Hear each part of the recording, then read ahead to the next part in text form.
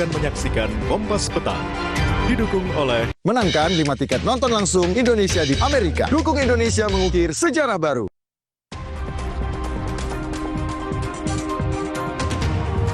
CCTV menunjukkan detik-detik diplomat Kemlu ditemukan tewas di kamar indekos. 2 orang yang pertama kali membuka kamar menjadi saksi penting memastikan penyebab kematian.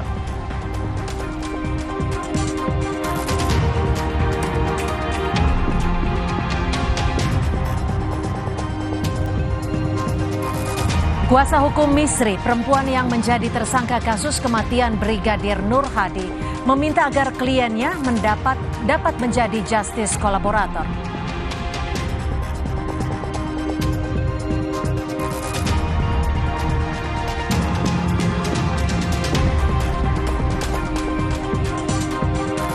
Komisi Kepolisian Nasional meminta Polri segera mengumumkan hasil gelar perkara khusus ijazah Jokowi.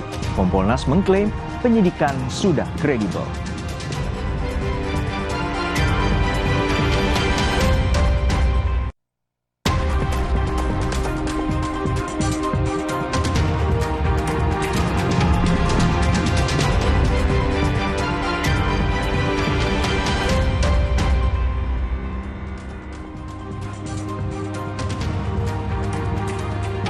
Halo, selamat sore saudara.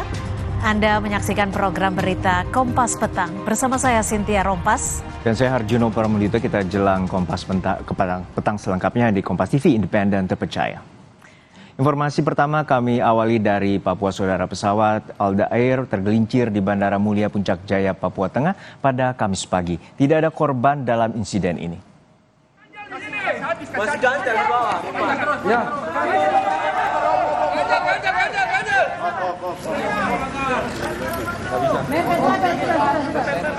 Sudah bisa nih. Pesawat dengan nomor registrasi PKDLA ini sebelumnya terbang dari Bandara Wamena tujuan Bandara Mulia membawa BBM seberat 1.100 kg. Pesawat terbang dalam kondisi normal namun tiba-tiba mengalami pecah ban kanan saat mendarat hingga tergelincir dan keluar ke kanan landasan pacu. Pilot dan co-pilot selamat dan tidak terluka.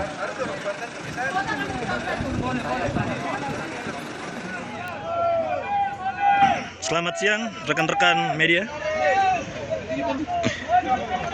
Sore ini di Bandara Mulia hari Kamis tanggal 10 Juli, pesawat udara Alda Air PKDLA tergelincir.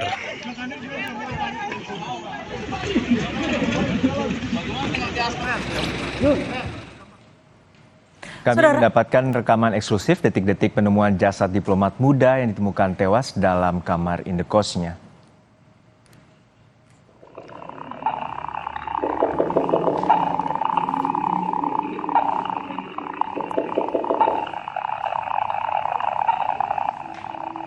Inilah isi rekaman CCTV 2 pria yang berada di depan kamar korban. Dengan tenang, 2 pria di depan kamar korban mencoba menelpon dan beberapa kali mengetuk pintu kamar untuk mengecek keberadaan korban.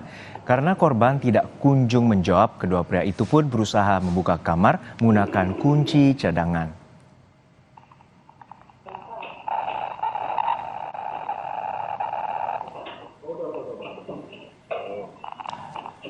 Namun saat pintu terkunci rapat, alhasil salah seorang pria yang diduga menjaga indekos dengan mudah mencongkel jendela lalu membuka pintu dari dalam kamar. Polisi menyebut korban dibuka setelah sang istri yang berada di Yogyakarta menghubungi penjaga indekos sebab korban tidak bisa dihubungi.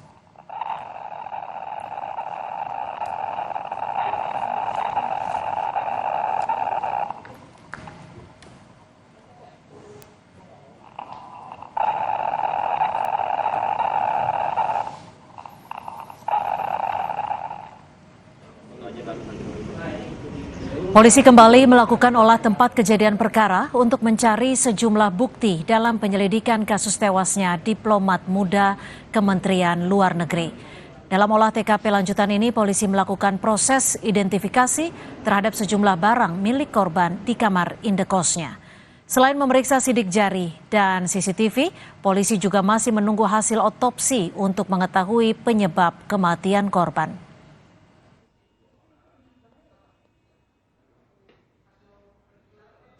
Kita akan lihat hasil otopsi, ya. Kemudian kita akan lihat juga medical record beliau korban, ya kan.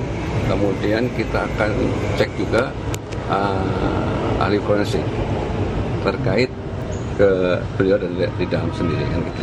Akan satukan, akan kita padukan dengan hasil otopsi. Apakah obat-obat ini minum atau gimana, kan gitu kan? Siapanya udah ketahuan belum Pak? Belum, masih diproses. Universitas Gadjah Mada meminta agar kasus kematian seorang diplomat muda Kementerian Luar Negeri Arya Daru Panguyunan diusut tuntas. UGM menilai kematian alumnus program studi ilmu hubungan internasional UGM itu tidak wajar.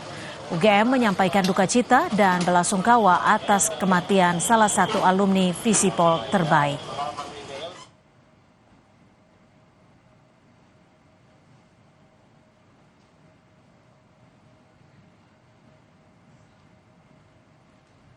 Wakil Rektor UGM Aris Sujito dalam pernyataan tertulisnya menyebut kita kehilangan sosok alumni berprestasi yang memiliki karir yang baik.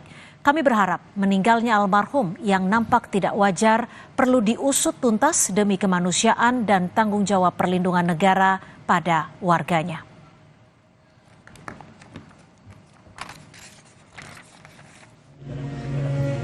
Duka menyelimuti keluarga Arya Daru Panguyunan, diplomat muda Kementerian Luar Negeri yang ditemukan tewas di kamar indekosnya Menteng, Jakarta Pusat. Jenazah Arya Daru Panguyunan dimakamkan di rumahnya di Bantul, Yogyakarta. Keluarga menyebut Arya Daru tak memiliki riwayat medis ataupun sering mengkonsumsi obat tertentu. Ia juga tidak pernah bercerita soal tekanan ataupun kesulitan yang ia alami dalam pekerjaan.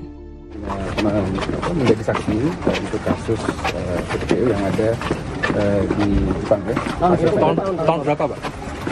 Udah lama kasusnya, dan itu kasusnya sudah selesai. Maksudnya ada kasus judi online yang akan jadi saksi beliau, benar Pak? Enggak. Jadi almarhum lebih banyak bertugas di bidang-bidang tadi ya, pemulangan anak-anak Belanda, ya, terus evakuasi dan sebagainya. Kementerian Luar Negeri menyatakan duka mendalam atas kematian diplomatnya Arya Daru Panguyunan. Dirjen Perlindungan Warga Negara Indonesia Yuda Nugraha menyebut almarhum pernah menjadi saksi dalam kasus tindak pidana perdagangan orang atau TPPO. Namun, terkait penyebab kematiannya masih harus menunggu penyelidikan polisi. Sekali dua kali nggih Mas. Namanya stres itu kan kita tidak pernah tahu. Nah saya juga nggak ada, maksudnya tidak ada history medical check up-nya segala macam, saya juga nggak ada gitu. Jadi saya nggak bisa konfirmasi lebih lanjut. Cuman yang saya tahu beliaunya itu jarang sakit. Excited gitu loh. Anak itu seneng. Jadi cerita dia penugasan di Timor Leste itu tuh dia menceritakan dengan sangat antusias. Dan mau keberangkatannya ini juga antusias ya? Antusias Mas. Helsinki. Iya, antusias betul. Cerita. Arya Daru Panguyunan mengakhiri tugas sebagai diplomat muda di Kementerian Luar Negeri setelah ditemukan tewas tak wajar di kamar indekosnya Menteng, Jakarta Pusat. Penemuan jasad Arya Daru berawal dari kecurigaan sang istri yang sulit menghubungi korban. Arya Daru Panguyunan dikenal sebagai diplomat muda berprestasi. Terakhir, ia dipercaya menjabat sebagai diplomat ahli muda Direktorat Perlindungan WNI Kementerian Luar Negeri. Tim Liputan, Kompas TV. Ada sejumlah kejanggalan dalam kematian diplomat muda Kemlu yang ditemukan tewas terlakban di kamar indekosnya. Bagaimana penyidik harus mengusut hal ini?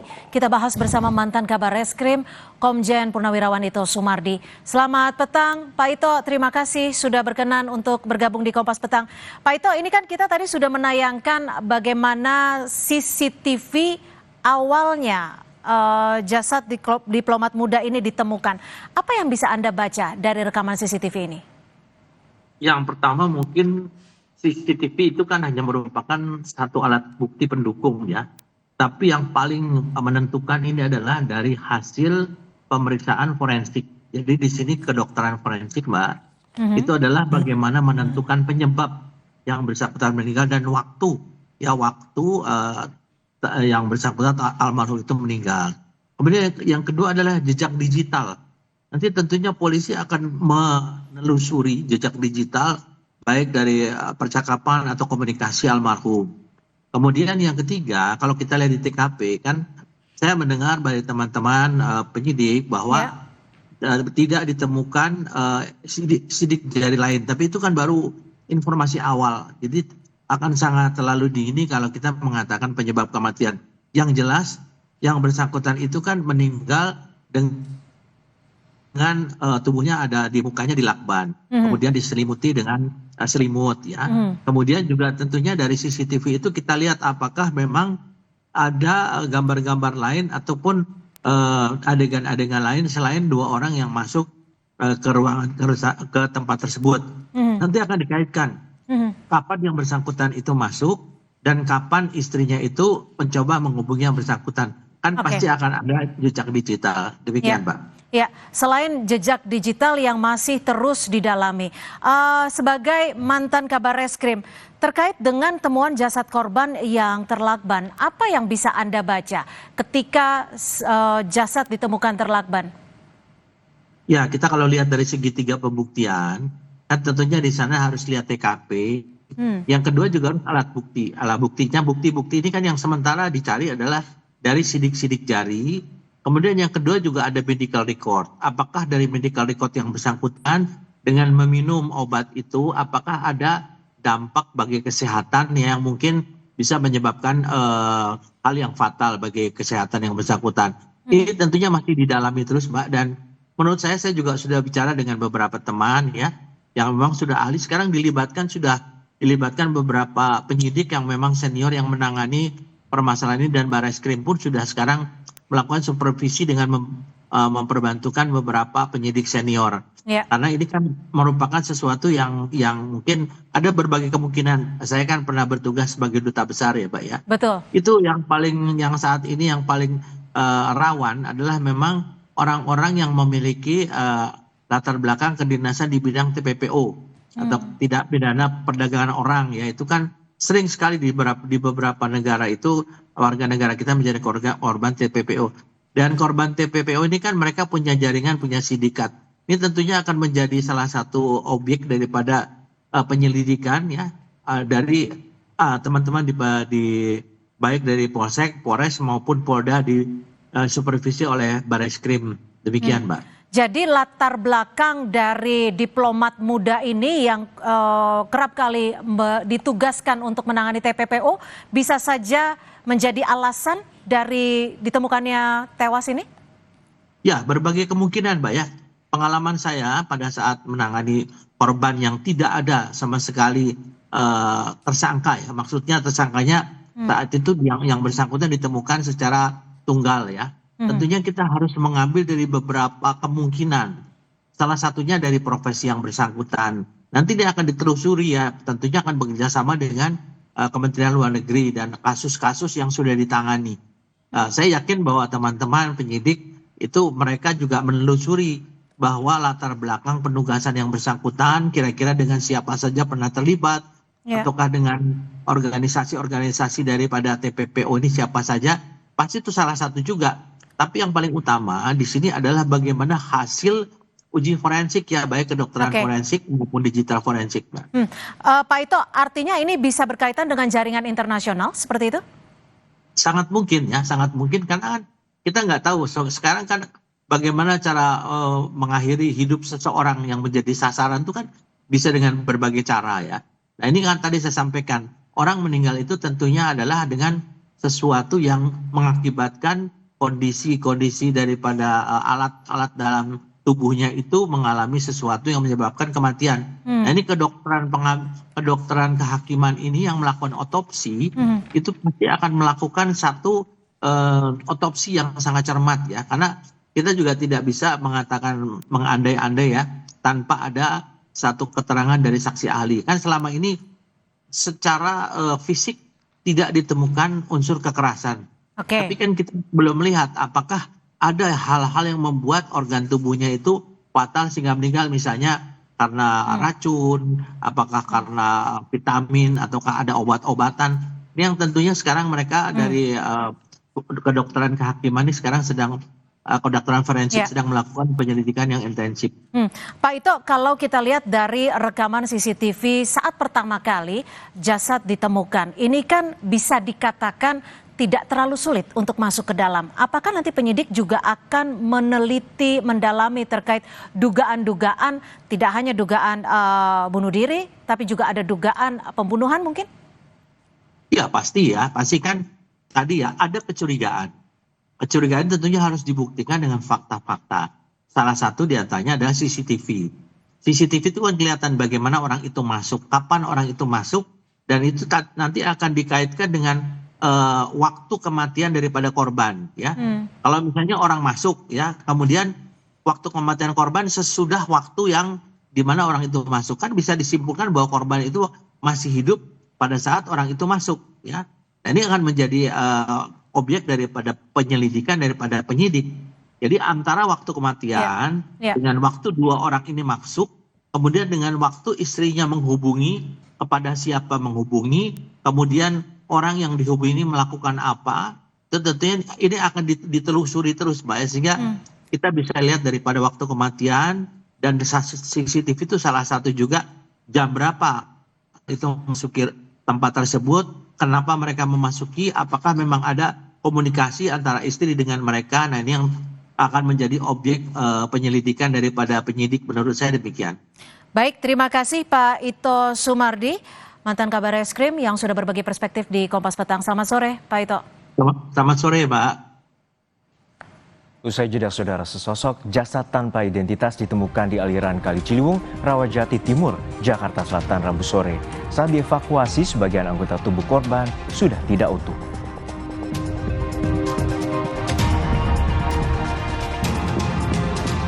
Kuasa hukum istri perempuan yang menjadi tersangka kasus kematian Brigadir Nur Hadi yang melibatkan dua atasannya meminta agar kliennya dapat menjadi justice kolaborator.